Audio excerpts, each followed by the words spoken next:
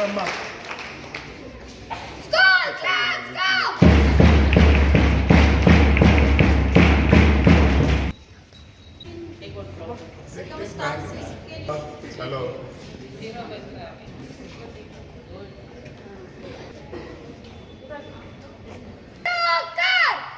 मेरा विश्वास है कि हमारे देश की आर्थिक, राजनीतिक तथा सामाजिक प्रगति में भ्रष्टाचार एक बड़ी बाधा है। मेरा विश्वास है कि भ्रष्टाचार का उन्मूलन करने के लिए सभी संबंधित पक्षों जैसे सरकार, नागरिकों तथा निजी क्षेत्र को एक साथ मिलकर कार्य करने की आवश्यकता है। मेरा मानना है कि प्रत्येक नागरिक को सतर्क होना चाहिए तथा उसे सदैव ईमानदारी तथा सत्यनिष्ठा के विरुद्ध संघर्ष में साथ देना चाहिए। अतः मैं प्रतिज्ञा करता हूँ कि जीवन के सभी क्षेत्रों में ईमानदारी तथा कानून के नियमों का पालन करूँगा। ना तो रिश्वत लूंगा, ना ही रिश्वत दूंगा। सभी कार्य ईमानदारी तथा पारदर्शी रीति से करूंगा। जनहित में कार्य करूंगा। अपने निजी आचरण में ईमानदारी दिखाकर उदाहरण प्रस्तुत करूंगा। भ्रष्टाचार की किसी भी घटना की रिपोर्ट उचित एजेंसी को दूंगा। जय Hind. I believe that corruption has been one of the major obstacles to economic, political, and social progress of our country.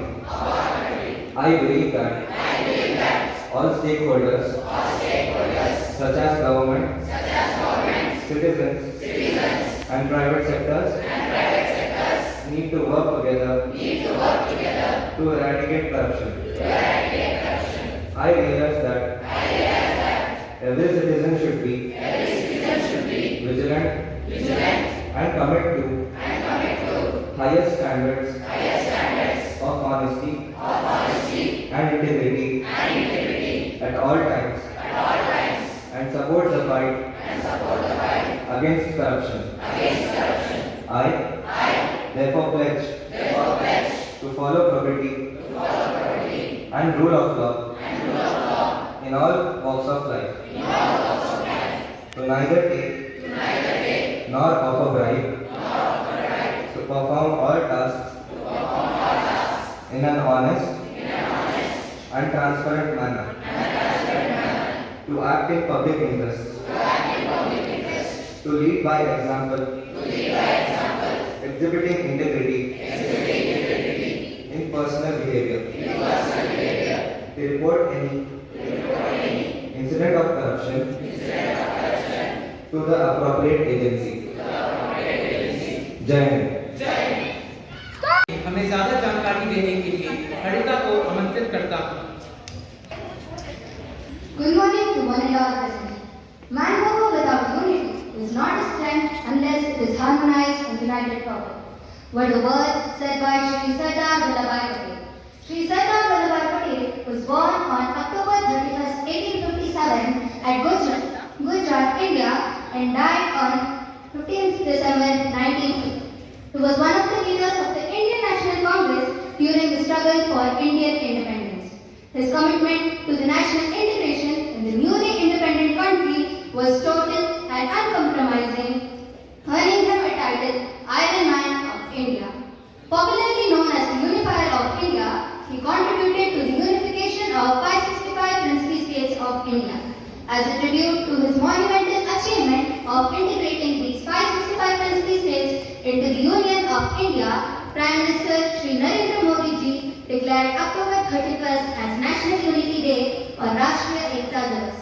This celebration aims to reaffirm the solidarity among the people of India and to maintain the spirit of unity in diversity. Jai Hind, Jai Bharat. धन्यवाद खड़ीता। पटेल के बारे में ज्यादा जानकारी देने के लिए मैं ललित आदित्य पांडे को आमंत्रित करता हूँ। 31 अक्टूबर को भारत की एकता के सूत्रधार कहे जाने वाले लौह पुरुष सरदार वल्लभ भाई पटेल जी की जयंती है। महान स्वतंत्रता सेनानी सरदार वल्लभ भाई पटेल देश के पहले उप प्रधानमंत्री और गृह मंत्री रहे। जब भारत आजाद हुआ तब देश 550 से भी ज्यादा रियासतों में बटा हुआ था। इन्हें भारत में मिलाने में सरदार पटेल ने सबसे अहम भूमिका निभाई। यह वजह बन गए। सरदार पटेल जी ने स्वतंत्रता संग्राम के समय महात्मा गांधी के साथ मिलकर जन संगठन को संगठित किया और भारतीय स्वतंत्रता संग्राम को बहुत मजबूत बनाया। उन्होंने हमारे देश के एकता और अखंडता के लिए अपने जीवन की सारी शक्ति दे दी। आज हमें सरदार पटेल जी के महान कार्यों को याद करना चाहिए और उनके आदर्शों का पालन करना चाहिए। उनका संघर्ष और समर्पण हमें एक बनाने का संदेश देता है और जिस भी क्षेत्र में हम हो हमें अपने देश के लिए एकजुट होने का संकल्प देते हैं। अंत में मैं यह कहना चाहता हूं कि इसमें एक महत्वपूर्ण संदेश छिपा है। वह क्या है? भारतीय एकता और समरसता का संदेश। जय हिंद, जय भारत। धन्यवाद ललित। वचन के लिए आमंत्रित करता हूँ। सुप्रभात बच्चों, जैसा कि आप अभी देख रहे हैं कि हमारे जो विद्यालय का बोर्ड लगा हुआ है राष्ट्रीय एकता दिवस और सामने आपके सरदार वल्लभ भाई पटेल का पोर्ट्रेट रखा है, चित्र रखा है। तो आज 31 अक्टूबर का दिन हम राष्ट्रीय एकता दिवस के रूप में मना रहे हैं और इस दिवस को हम इसलिए मनाते हैं क्योंकि सरदार वल्लभ भाई पटेल का जो योगदान था भारत को अखंड, यानी जब आप जानते हैं जब हमें स्वतंत्रता मिली तो बहुत सारे छोटे छोटे राज्य थे, तो अंग्रेजों के चंगुल में हम इसीलिए फंसे थे कि छोटे छोटे राजा अपने हिसाब से काम करते थे। हालांकि हमारी संस्कृति एक ही थी पर फिर भी अलग अलग राज्य थे, तो उनको बहकाना, उनको फंसाना, उनको ललचाना आसान था। जब हमें आज़ादी मिली तो भारत के कुछ नेताओं ने जो बहुत ही महत्वपूर्ण नेता थे जिन्होंने स्वतंत्रता पाने में योगदान दिया, उन्होंने सोचा कि ऐसा क्या कारण है जो अंग्रेज हम पर इतने दिनों राज्य कर पाए। तो उन्होंने जो निष्कर्ष निकाला कि हमें छोटे छोटे राज्यों में ना होकर एक बड़े राज्य की तरह उभरना होगा जिसमें उन राज्यों की संस्कृति और उन राज्यों की गरिमा भी बनी रहे। इसीलिए हमारे देश में संघीय सरकार व्यवस्था का हमने अपनाया और एक राज्य के रूप में भारत, जिसे हम इंडिया भी कहते हैं, उसका निर्माण हुआ, रिपब्लिक, और छोटे छोटे स्टेट बनाए गए। उनकी कल्चर, उनके जो खान पान और जो उसकी भौगोलिक स्थिति के हिसाब से अलग अलग राज्य बने। तो आज हम आज़ादी के इतने वर्षों बाद भी एक स्ट्रॉन्ग नेशन, एक हम मजबूत राष्ट्र की तरह से उभर के आए हुए हैं और धीरे धीरे पूरा विश्व भारत को समझ रहा है, उसकी ताकत को महसूस कर रहा है। और जैसा अभी छोटे बच्चे कहा था कि जो आपकी प्लेज में बताया गया कि हमारी जो राष्ट्रीय अखंडता है उसके लिए क्या चीज सबसे ज्यादा हानिकारक है, उसमें बताया करप्शन, भ्रष्टाचार। तो भ्रष्टाचार किसी भी लेवल पर हो, चाहे वो सामाजिक लेवल पर है, चाहे राष्ट्रीय लेवल पर है, चाहे वो आधिकारिक लेवल पे है, तो ये हमारी राष्ट्रीय अखंडता को नुकसान पहुंचाता है। तो ये हमारे देश को तोड़ सकता है, हमारे देश को कमजोर कर सकता है, और अगर हम कमजोर होंगे तो कोई भी हमारे ऊपर शासन कर सकता है। तो इसीलिए आज हमने सभी ने ये शपथ ली कि हम किसी भी रूप में जब कार्य करेंगे, नागरिक के रूप में या अधिकारी के रूप में या किसी नेता के रूप में, तो हमें कैसे कार्य करना है, हमें करप्शन को अपने पास नहीं आने देना है ताकि हमारा देश एक मजबूत राष्ट्र बने और हम विश्व के सामने एक विश्व शक्ति के रूप में उभर कर आए और भारत उसमें विश्व गुरु के रूप में माना जाए। और मैं आपको बताना चाहूंगी, जैसे आप कल के भविष्य के निर्माता हैं देश के, कल के नागरिक हैं, कल के नेता हैं, कल के ही आप विभिन्न कार्यालयों में काम करेंगे, विभिन्न पदों पर, तो आपको सबसे ज्यादा देना है और आपकी जो तैयारी है वो विद्यालय में अच्छी शिक्षा ग्रहण करने के साथ साथ आपका जो चरित्र है, आपका जो व्यक्तित्व है वो बहुत मजबूत होना चाहिए।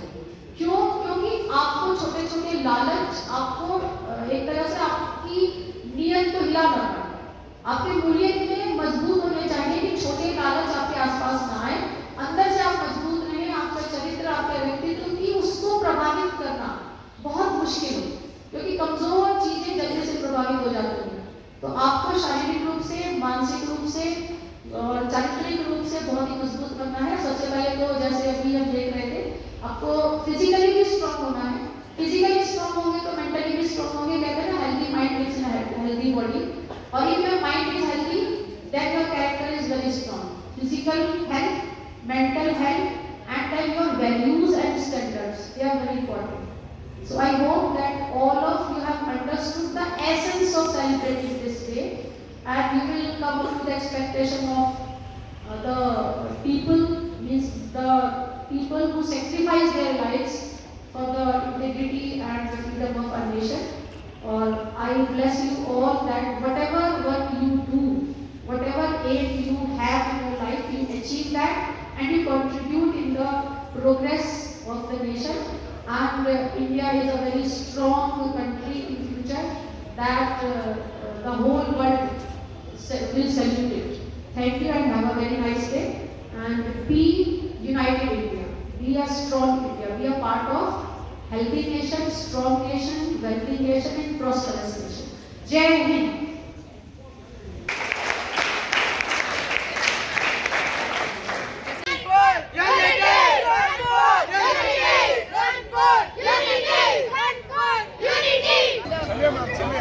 चलो चलो चलो